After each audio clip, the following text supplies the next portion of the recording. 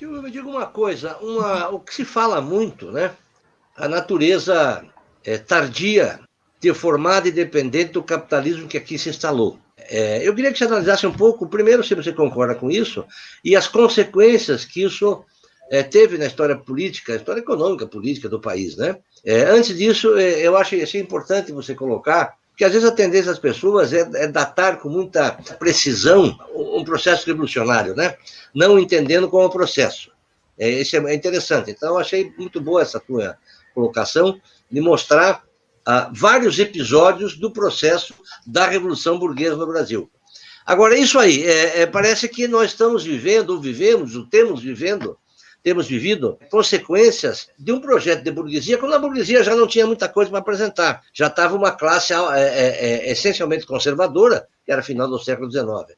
Como é que isso influenciou no desenvolvimento político do país? De que maneira você vê isso aí? Olha, é o que eu coloquei para você, quer dizer, não tem modelo, não tem fórmula pré-determinada.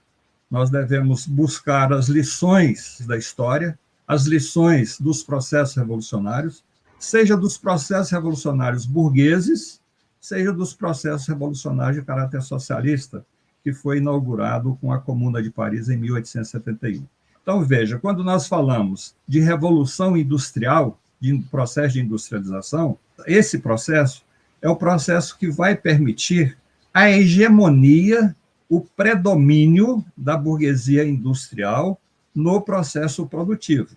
Ela passa a ser o setor hegemônico, não exclusivamente das classes dominantes.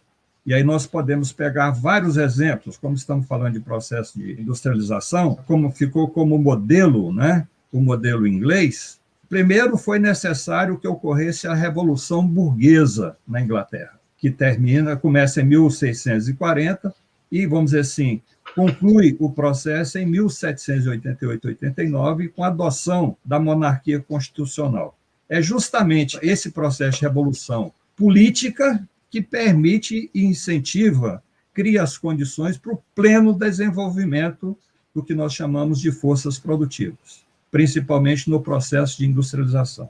Esse processo de industrialização na Inglaterra nós chamamos de Revolução Industrial, que é praticamente um século ou um pouco mais. É justamente a partir da conclusão dessa Revolução Industrial que os setores ligados à produção industrial se afirmam como hegemônico.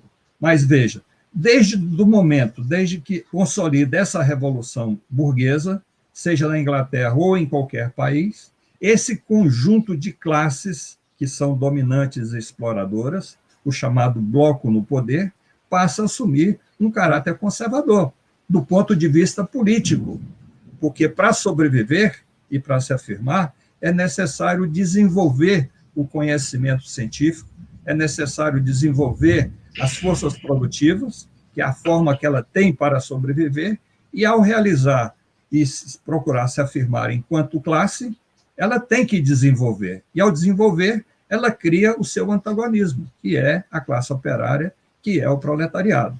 E para impedir que esse proletariado se organize, tome consciência das suas condições objetivas, ela se instrumentaliza a partir de um Estado, um aparato estatal extremamente repressivo e passa a ser conservadora. E esse conservadorismo vai aumentando na proporção em que vai se constituindo numericamente e ao nível da consciência a classe operária e o proletariado. Isso aí nós podemos pegar em qualquer país.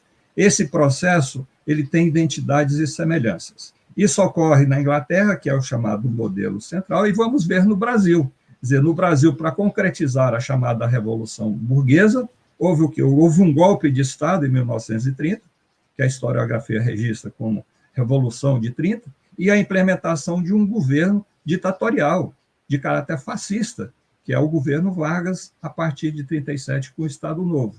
E, a partir desta concretização, nós vamos ver a história do nosso país, que nós, inclusive, vivenciamos grande parte, a burguesia, como classe hegemônica nesse bloco no poder, está em aliança com quem? Com os setores conservadores e reacionários, com o latifúndio, principalmente, neste momento, em que ela faz concessões.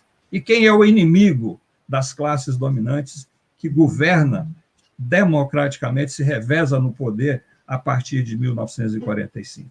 Extremamente reacionária e conservadora. Temos um pouquinho de certa liberdade no período do Juscelino, né? Devido ao desenvolvimentismo, aquele processo todo, mas, na essência, o aparato estatal, a organização político-militar é repressiva, é conservadora, volta-se para manter a ordem.